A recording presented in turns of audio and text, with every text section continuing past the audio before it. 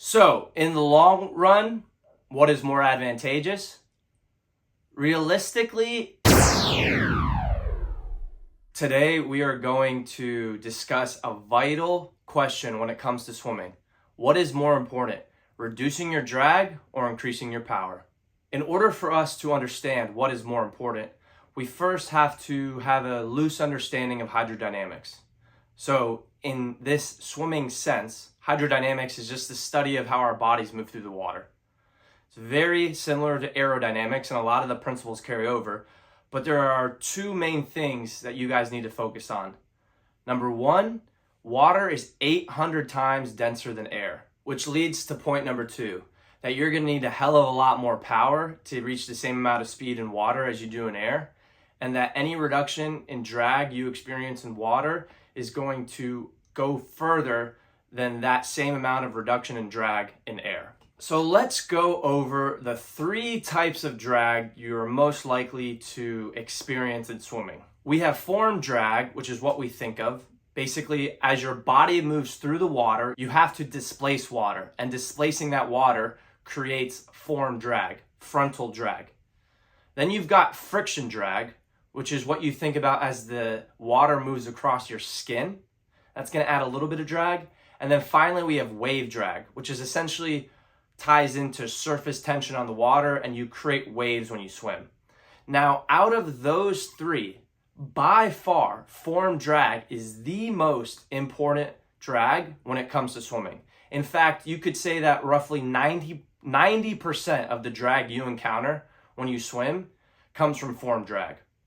That is why, for all you swimmers out there, if you've ever pushed off the wall like this, Superman, you're creating so much form drag up here that you just slow down a lot more quickly than if you're in a typical streamlined position.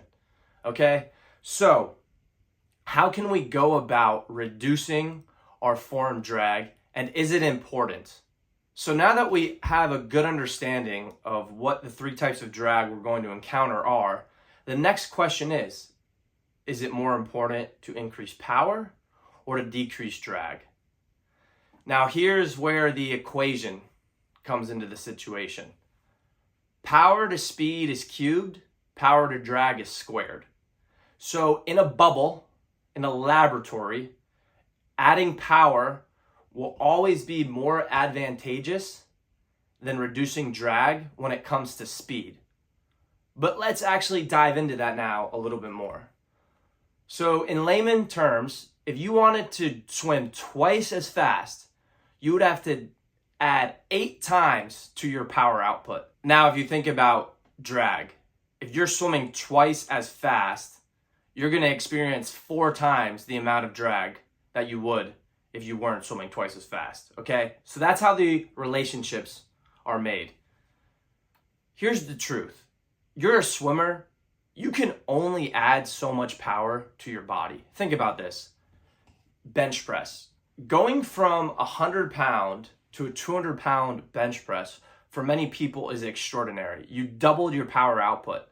It doesn't lead to a double increase in how fast you are when you swim, okay? Like we talked about, you need 8 times the amount of power output to double your speed in swimming.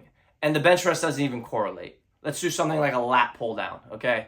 So if you wanted to theoretically swim twice as fast, you would have to take your lat pull down from 100 pounds to 800 pounds.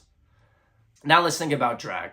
Even a small reduction in drag when you're traveling fast is going to lead to a huge performance boost. And this is why the faster you're going, the more power diminishes. aka you have to just keep adding more and more and more and more power to keep going faster. The faster you're going, right? To keep rising that level of speed. With drag, the faster you're going, the smaller the change in drag, the more advantageous it is to your speed. All right? So let's tie that into the actual sport of swimming. You want to essentially eliminate drag, because drag can be eliminated through technique. It is something we can all do. And in fact, most likely the people that suffer from power output have an advantage when it comes to drag. All right, now let's talk about some practical ways you can go about reducing your drag. Now, form drag is the biggest culprit. It's the one you want to focus on the most, as it contributes up to 90% of the drag you create in the water. Now, a lot of people actually focus on friction drag, and there is some science to support this. For example, somebody leading up to their taper meet, they're going to shave, they're going to wear a fast skin. Obviously, those things reduce friction drag, but the improvements you get are so marginal that you go really fast, right? Because even a small amount of reduction in drag leads to a large increase in speed, especially when you're racing. But if you would focus on form drag, you would see truly extraordinary times relative to just shaving and wearing a fast suit. So what can you do to reduce form drag? Well, like we talked about, the larger the cross-sectional area you have when moving through the water, the more drag you're going to create. That is why streamlining is always advantageous. You're reducing your form drag up top, you're creating a better slipstream around your body, and the longer you are, the longer you can hold on to that slipstream. Now there's another drag, the break-off point is what you call it. So when the water wants to break off, it creates little vortices, which creates a low pressure area, which actually acts almost like a suction force, pulling you against from the way or the direction you want to travel. So what can you do to eliminate that? Well, the longer you are, the more your legs are connected and in a form of streamline in and of themselves, the more you can eliminate that drag when you're swimming. This is also why hip position is so important in the water, because we are not two-dimensional. You know, a lot of you, when you're watching this video, you're most likely visualizing it from a top-down point of view, my head, my legs, right? But you also have to look at it from a head-on point of view. When your hips are low, this is what it looks like. A bigger cross-sectional surface area as you move through the water is form drag. If your hips are up high, you're more level and planing through the water, less drag. That is why having your hips higher is so important. Another thing, little things you can do, a butt tuck, right? You can think about squeezing your glutes, reducing that area up top when you're moving through the water, and this allows the water to flow more smoothly and is another way to reduce form drag. Now there is wave drag that's kind of hard to eliminate unless you're doing underwaters. Now, the reason that it's actually faster to swim on the surface of the water, for example, breaststroke, as opposed to swimming underwater, is since air is 800 times less dense, you're able to move your upper body, your arms, everything much faster through air than you are water. Not only that, but the friction drag is drastically reduced. So the less amount of body parts you have touching the water, the less amount of friction drag you're going to have, okay? So long story short, you can always do little things to eliminate your drag. It comes with technique first. You want to eliminate as much form drag as possible, and then, and only then, should you consider adding power to that. Everyone can always find the optimal technique. Power is relative. Some people are going to be a lot more powerful than others. And like we talked about, usually those people have a lot more drag, okay?